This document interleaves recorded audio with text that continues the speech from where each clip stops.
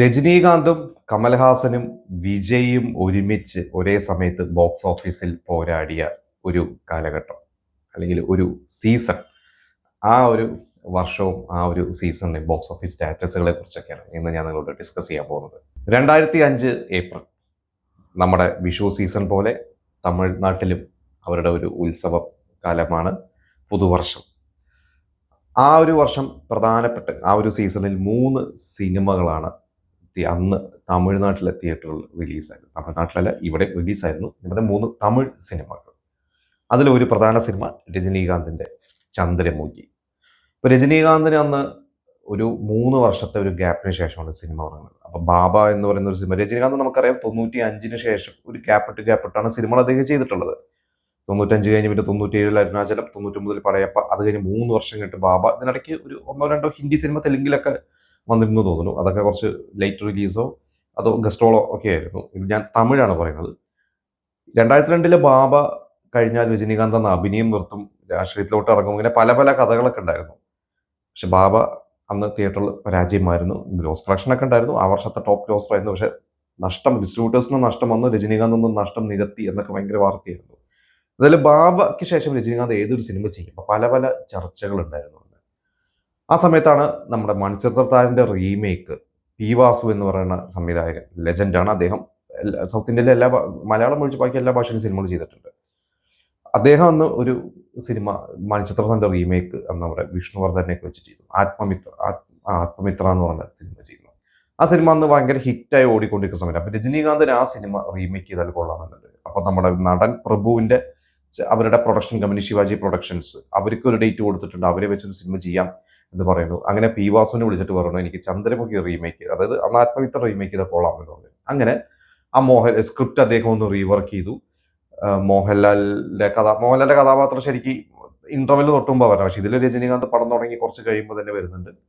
അതിനെ കുറെ മാറ്റങ്ങളൊക്കെ വരുത്തി അദ്ദേഹം ആ ഒരു സ്ക്രിപ്റ്റ് റെഡിയാക്കി രജനീകാന്തായിട്ട് ഓരോ സീനും ഡിസ്കസ് ചെയ്ത് അവർ ഫുൾ രജനീകാന്തിന് ഹിറ്റ് ആവശ്യമാണ്. അങ്ങനെ രജനീകാന്തിന് കൂടി കോൺട്രിബ്യൂഷനിൽ അവർ സിനിമ ഒന്ന് എന്താ പറയുക സ്ക്രിപ്റ്റൊക്കെ പൊലിപ്പിച്ചെടുത്ത് ആണ് ആ സിനിമ തുടങ്ങുന്നത്.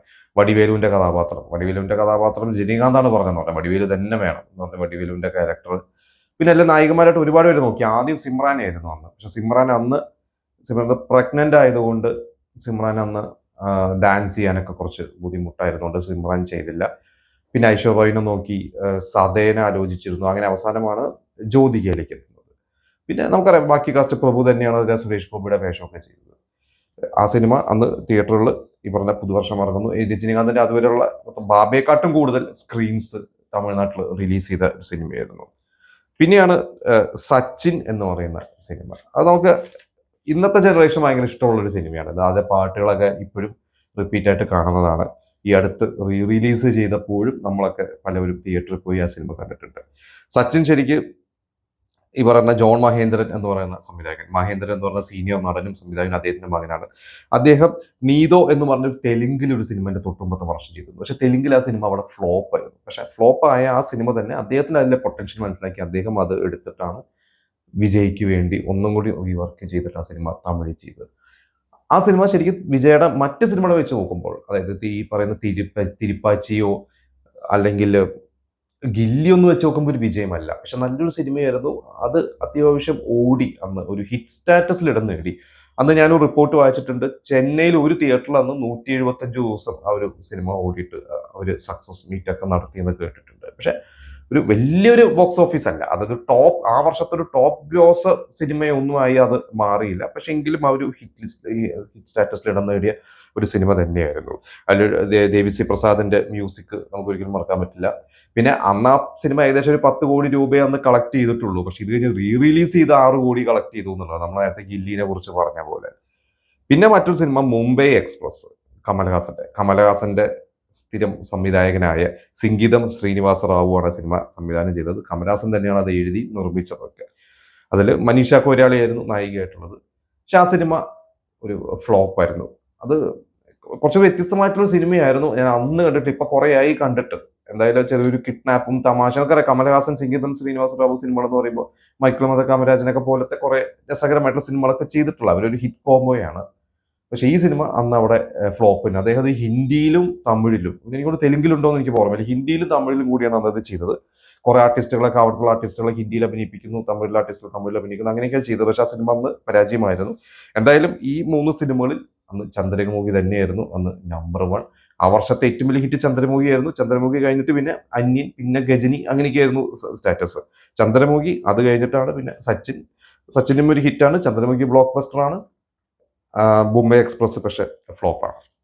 ഇത് കഴിഞ്ഞ് 2005 മെയ്യിൽ കുറച്ച് സിനിമകളുണ്ടായിരുന്നു. അതിലൊരു പ്രധാനപ്പെട്ട സിനിമ ജിത്തൻ രമേശ് എന്ന് വിളിക്കുന്ന നടൻ ജീവയുടെ സഹോദരൻ രമേശ് ആദ്യമായി നായകനാവുന്ന സിനിമയാണ് ജിത്തൻ.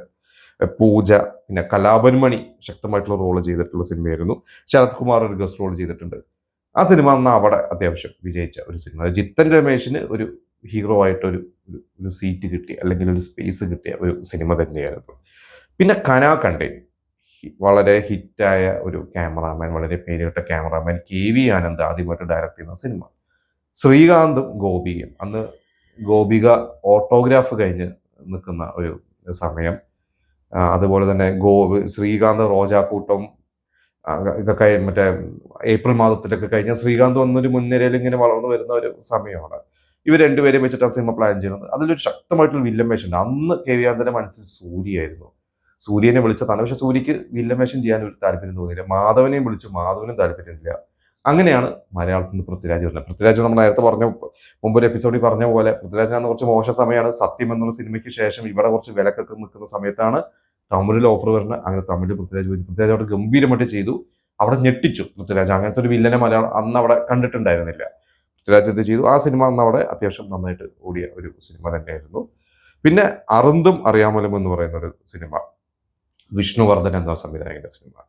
ആര്യയുടെ രണ്ടാമത്തെ സിനിമയാണ് ശരിക്കും. ആര്യ ആദ്യം വേറൊരു സിനിമയാണ് ചെയ്തത്. പക്ഷെ അത് കഴിഞ്ഞിട്ട് ഈ സിനിമ ചെയ്ത, പക്ഷേ ഇതാണ് ആദ്യം റിലീസായത്. പ്രകാശ് രാജ് ഞെട്ടിച്ച സോങ്സ് ഒക്കെ കൊണ്ട് ഞെട്ടിച്ചൊരു സിനിമ തന്നെയായിരുന്നു.